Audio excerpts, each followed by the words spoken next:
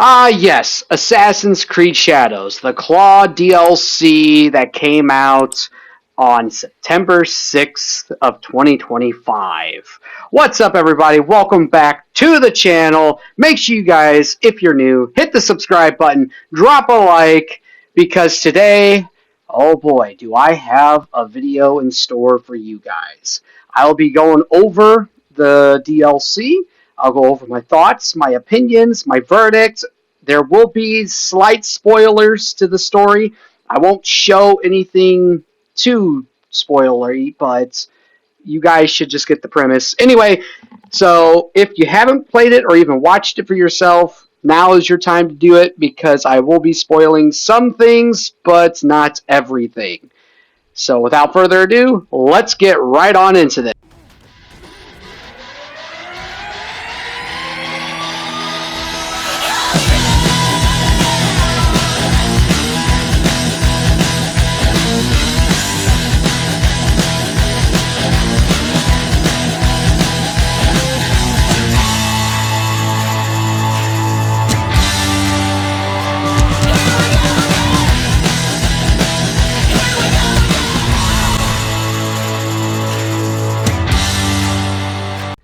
So starting off this review, this DLC brings back Nawe and Yasuke that goes to a whole different island that is kind of off on its own. You can kind of see it if you go to the map.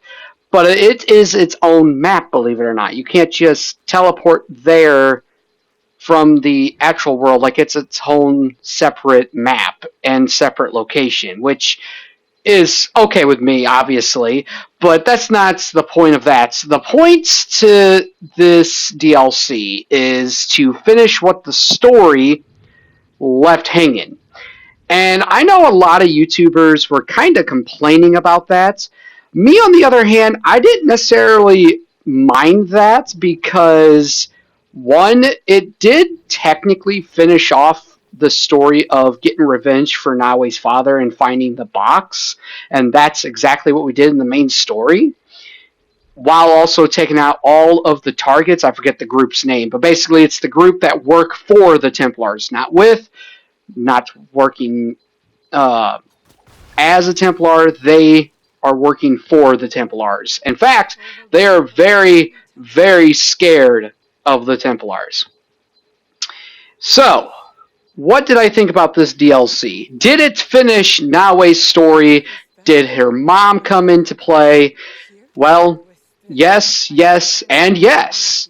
This story is very good.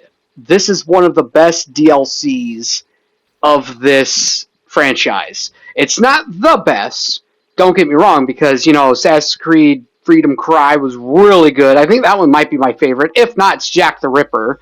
And speaking of Jack the Ripper is definitely up there, obviously. And even, I'd say, Assassin's Creed 2 and Brotherhood, that DLC was very good as well. But this is definitely, like, top 5 of DLC, for me anyway. Maybe even top 3. But, yes, Nawe's mother is in it. She's alive. You do end up saving her. Like I said, spoilers from the beginning of the video.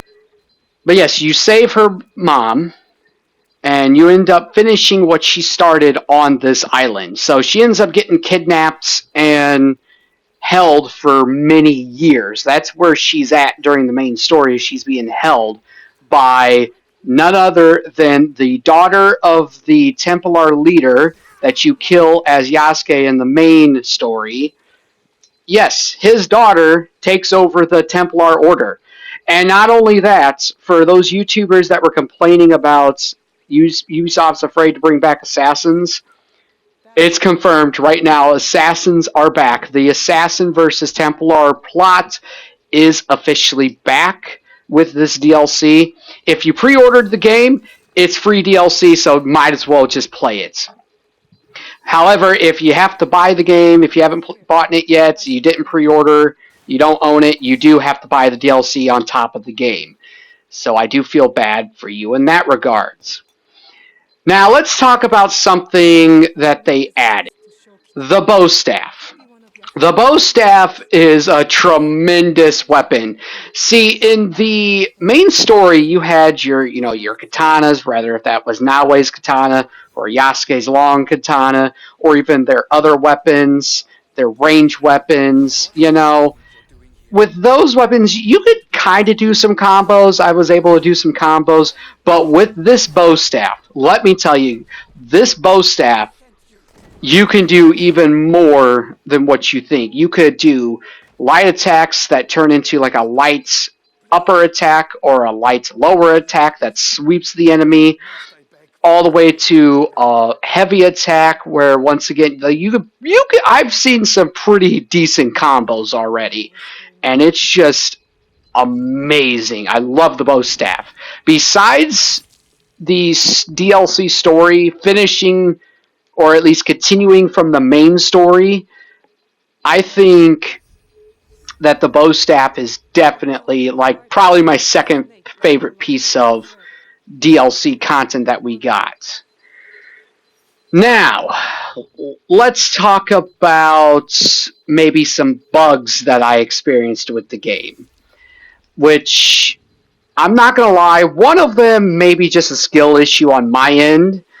But if you go back and watch the live stream that I did, which I will link that at the very end of the video, so make sure you guys stay tuned on my end screen and it'll pop up for you. During my live stream, I had two bugs. The one was definitely a bug, but there is a fix to it, and I know how to do it. That is, all of a sudden, my sound, literally the game sound, the dialogue sound, everything just went off all of a sudden. Like, it started off with Naoe not being able to whistle, or at least you couldn't hear her whistle, but every time I called for my horse, you could tell she was doing the whistle, but it didn't make the sound. But that was the only sound that was missing at first. And then after a while, it just turned into everything went silent. I was in the middle of combat. I couldn't hear anything. Even my chat was saying, hey, I can't hear this. And I'm like, yeah, I know. And it started pissing me off. I tried just to exit out of the game and then go back in, like quit to main menu, I should say. That didn't work, even though it started working with some of the audio, but not all of it. So what I did was I closed my application, went back into the game, and it was fixed for the remainder of the stream time for the remainder of the DLC. So keep that in mind. Hopefully they'll do it to where you don't have to do that. That would be amazing. But this story, from what I can tell, it is definitely heavy Naoe focused. So I've been planning on doing a Yasuke playthrough for this, trying to see if I could do as much as I can with Yasuke. He does have some points where you do have to play as him, which I appreciated, but it's definitely Naoe focused because of her mom. Alright, so the new rarity type, which is Mystic. I haven't really gotten a good chance to test this out and see if they're better than Legendary.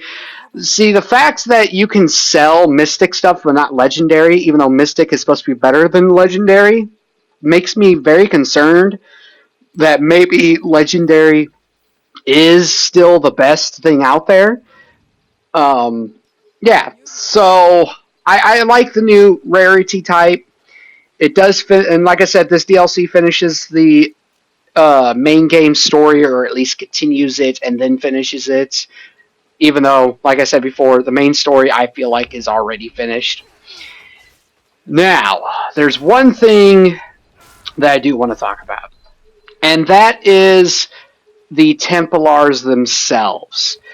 The whole process is this island is being run by the daughter of the Templar that you kill, the leader of the Templar in the main story, or the Templars, I should say. And you have to take out her enforcer, which is connected to a big circle of commanders that he has. Then you have to take out her monster of a... I don't even know what to call her. She's like just this monstrous being that's dressed up like the Templars anyway. And I will say, her boss battle was fantastic. I love the shinobi hide in the shadow boss battle. Like, it was just fantastic. I loved that part. Then, of course, there was the secrets group member of the Templar where nobody knew what he looked like, no one knew who he was, and the fact that you had to find out who he is and take him out, that was pretty cool in itself. Now, as far as the daughter herself, it kind of goes back to the main story premise, which is you have to play as Yasuke to take her out. That part I didn't necessarily like. I wish, and even with the main story, I kind of wish the Templars could have been taken out with any character. However, I understand that Yasuke's backstory explains that the Templars held him as a slave. So, I mean, it kind of makes sense. But at least for the daughter-wise, like, he already got his revenge. Why can't I go against her as Naue? Just my personal opinion. So I guess my closing thoughts on this part and this review is it definitely gets my seal of approval. It doesn't end off on a cliffhanger. The one part that I didn't like about this DLC is Ubisoft came out and said, oh, it's 10 hours of expansion with this DLC. And I'm here to confirm that that is not true. If you watch the cutscenes and listen to all the dialogue, I was able to get it done within around 7 to 7.5 hours. So if you skip all the cutscenes and the dialogue choices and all that, I can see someone getting this done at the very least 5 hours, if not maybe even less. So I think what they were doing was, I think they were talking about every single piece of content that came out with this story and with this DLC expansion. The side missions, the side activities, I think that might classify on top of the story expansion will make the 10 hours. Having said that, it's very good. It has my seal of approval. I love this game already. This DLC just made me like it even more. I do hope that we get one more bit of DLC, maybe something that's Yasuke focused. I would love to have a DLC story pack with that. Other than that, I don't think there could be anything else. Maybe a story pack to where, I don't know, maybe Yasuke's mom is involved again or something like that. Maybe she teaches you and then, I don't know. They could think of something if they really wanted to. But as far as I know, this might be the last of the DLC, the first and last for this game. Hopefully it isn't. But this is definitely worth every single bit of time. Now, because I did pre-order this and I got the DLC for free, I don't know how much this DLC actually is as far as dollar amount. So I can't say if it is worth, what it is priced at, but I could tell you this.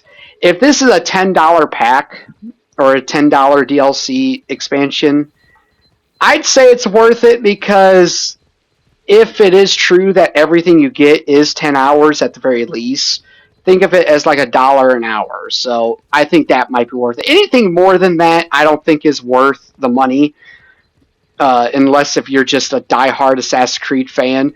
But ultimately, I do love this DLC. And I'm not holding it higher on a pedestal because I got it for free. It's because I actually was enjoying it. I enjoyed every bit of the story. I was looking forward to seeing what happened next. I kept taking out target after target after target. Got the one circle of commanders done. Got the Templars done. Finished the story. Did a side mission even. And it was pretty fun. I'm not going to lie. But anyway, that's going to do it for me. Let me know what you guys think. Did you guys play it? If you did you enjoy this story pack?